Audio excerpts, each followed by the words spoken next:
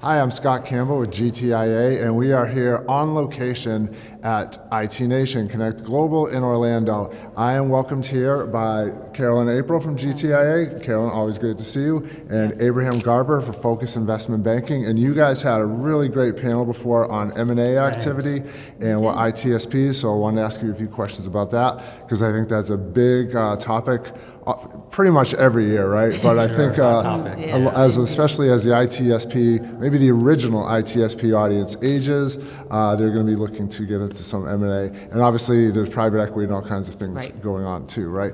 So the first question is, from your panel today, somebody asked a question like, how many people are out here are buyers, how many people are out here are sellers? And like 80% of the room said that they were buyers, right? Yeah. And I thought that was interesting. Obviously it's in a closed room, maybe sellers are going to be afraid to raise their hands, that kind of thing. But what did you think of that, and does that kind of resonate with what you guys are seeing in the market today? Carolyn, maybe I'll start with you. Okay, yes, I was surprised. I think that caveat does stand, that there are probably sellers in the room who don't want to raise their hand and expose themselves. But I thought 80% saying that they were buyers. And now I would like to know what the MSP demographic in the room was like. Or I mean, how big were these folks in the room? I don't know.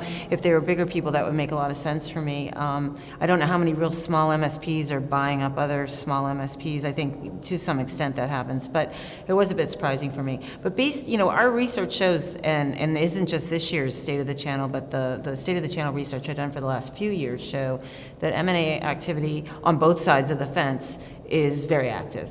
Last year, increasingly so. I think we saw a dip in 2023. You probably agree with me, Abraham. That we've seen it ramp back up. And again, yes, there's a lot of P&E activity around some of the larger roll-ups of bigger MSPs, but there's also activity going on both sides among the rank-and-file MSPs as well. Yeah. Abraham, how about you? Yeah, it's interesting to see everyone put their hand up as a buyer. Part of the challenge is organic growth has been harder and harder. If the market's growing at 10% and you're not, it's easy to look and say, gosh, I could grow by doing M&A, try to buy my neighbor or buy somebody close by. So I think a lot of people have looked to it historically as a way to grow. And also as they get private equity or institutional financing and money, it's also a way to, quote unquote, buy the multiple down that they might, if the private equity group invested, let's say at 11 or 12x, if they can go buy their neighbor for 6 or 7x, it's accretive to earnings if they can continue to buy other targets. Now, how much does macroeconomic and maybe even political activity kind of weigh into the M&A market too? Like Carolyn, we do the Channel Economic Tracker every month, where you're keeping track of sort of ITSP sentiment on economics and the tariffs and that kind of thing. Do you think that is having an impact on the M&A market? I think it does. I think anything in the broader economy is something that anyone interested in doing an M&A is keeping an eye on as well. You've got to look at interest rates. Obviously, you have to keep an eye on what's going on with inflation. Tariffs are kind of a new curveball that's been thrown into all of this, and it does impact your day-to-day finances within your company. If your prices are going up and you're passing those on to customers, what your company looks like as you're trying to evaluate it, changes. So I certainly, I don't think anyone would disagree that what's going on in the broader economy is certainly something that anyone interested in either buying or selling a company is going to be keeping an eye on.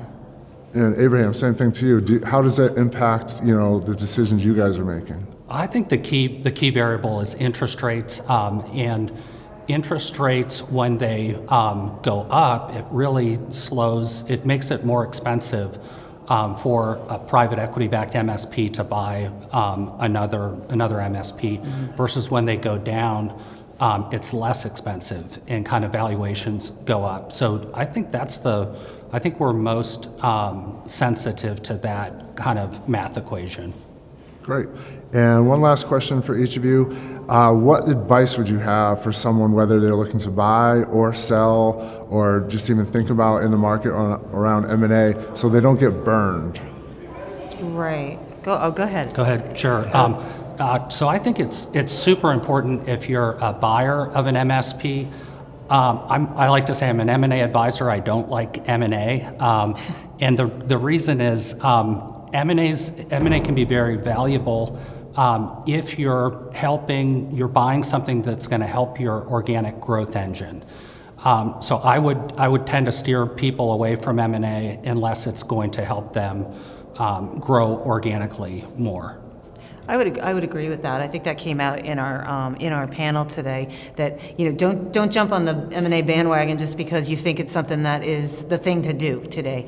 Make sure that it's something that you have truly vetted out, that's going to be important to your organization, that's going to help you grow organically. It's going to add and be additive to something that you're hoping to do, whether that's getting into a new market space in a technology discipline like AI or cybersecurity, expanding there. But it needs to dovetail, as Abraham said, with some part of your business that you're already doing, and the larger goal then is to create some kind of organic growth within your company. So, don't buy just like anyone else, don't shop if you really don't need to, and it goes the same for businesses. Great. All right, Abraham, Carolyn, thanks very much. Have a great rest of the conference Thanks, here. Scott. And thank you for watching. Again, the Scott Campbell GTIA. We are on location at IT Nation, and stay tuned for more videos coming soon.